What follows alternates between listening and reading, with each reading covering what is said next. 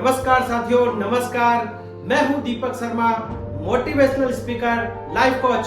स्वागत है आपका दीपक शर्मा के यूट्यूब चैनल पर। और इसी के साथ आज हम फिर से लेकर आए हैं आपके लिए एक नई कहानी। और उस कहानी के माध्यम से हो सकता है कि आपके जीवन में बहुत परिवर्तन आए।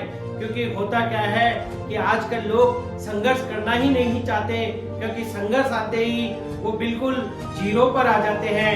बिना संघर्ष के कभी भी जिंदगी महान नहीं होती है साथियों। इस पंक्ति को मैं बिल्कुल बहुत ही अच्छे से आपके सामने सिद्ध करना चाहता हूँ। ये कहानी है एक मूर्तिकार की, अर्थात मूर्ति बनाने वाले की। वो एक जंगल में जाता है, उसे रास्ते में एक पत्थर दिखाई देता है। तो मूर्तिकार सोचता है कि क्यों ना मैं इस पत्थर से भगवान की एक सुंदर सी प्यारी सी मूर्ति बनाऊं। तो वो अपने बैग में से अर्थात थैले में से छेनी और हथौड़ा बाहर निकालता है और उस पत्थर को स्टार्ट करता है मूर्ति बनाने के लिए।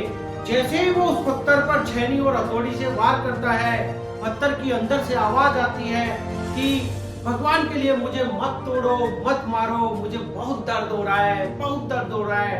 ऐसा पत्थर के अंदर से आवाज आई।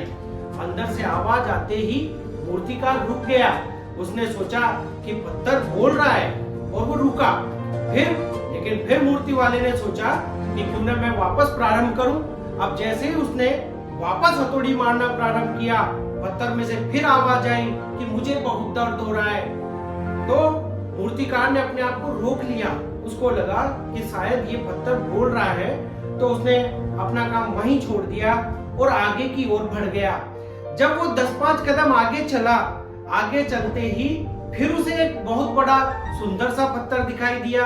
अब इस पत्थर को देखते ही फिर मूर्ति बनाने का मन हो गया उसका। तो मूर्तिकार ने सोचा कि क्यों ना मैं अब इस पत्थर की मूर्ति बनाता हूँ, भगवान की एक प्यारी सी प्रतिमा बनाता हूँ। ऐसा सोचकर उसने फिर से अपने थैले में से अपने औजार निकाले और औजार निकालकर उसने उस पत्थर पे मारना प्रारंभ किया। लेकिन इस बार पत्थर में से कोई आवाज नहीं आई। क्यों? क्योंकि वो पत्थर दुख तो हो रहा था, उसको दर्द तो हो रहा था, लेकिन वो पत्थर उस दर्द को सहता गया और अंत में साथियों उस मूर्तिकार ने भगवान की एक प्यारी सी प्रतिमा बना दी। अर्थात एक भगवान की प्यारी सी मूर्ति बनकर तैयार हो गई। मूर्तिकार को भी मूर्ति बहुत पसंद आई, लेकिन चूंकि मूर्ति बहुत बड़ी थी इसलिए वो वहां से आगे की ओर निकल पड़ा। आगे जब वो गया तो पास में गांव आया। उसने गांव में देखा कि वहां पर एक विशाल मंदिर का निर्माण हुआ है। इस विशाल मंदिर को देखते ही वो मूर्तिकार वहां गांव वालों के पास पहुंचा और उनसे कहा कि भाइयों, मैं अभी एक भगवान की सुंदर सी मूर्ति बनाकर जंगल में छोड़कर आया हूँ। यदि तुम्हें वह मूर्ति पसंद आए तो उन भगवान की मूर्ति को आप लाकर यहाँ मंदिर में स्थापित करें। तो गांव वालों ने कहा ये तो बहुत अच्छी बात है भाई। और गांव वाले तुरंत ही उस मूर्ति को लेने के लिए जंगल की ओर रवाना हो गए और किसी वाहन के माध्यम से उस मूर्ति को लाकर उन्होंने मंदिर में स्थापित कर दिया। मूर्ति बहुत ही प्यारी बनी थी। गांव वालों ने उसे धन्यवाद दिया। लेकिन धन्यवाद देने के साथ ही कुछ गांव वालों ने कहा कि भाई, तुम्हारी वजह से मूर्ति तो स्थापित हो गई, लेकिन नारियल फोड़ने के लिए एक सुंदर पत्थर की और आवश्यकता है जो इस मूर्ति के आगे रखा जाए। तो इतने में ही मूर्ति वाला बोला, अरे भाइयों, ये तो तुमने मुझे बहुत अच्छी बात बताई। जहां से तुम ये मूर्ति लाए हो इसी के पास में एक बहुत बड़ा सुंदर सा पत्थर रखा हुआ है। आप तुरंत जाओ और उस पत्थर को भी ले आओ।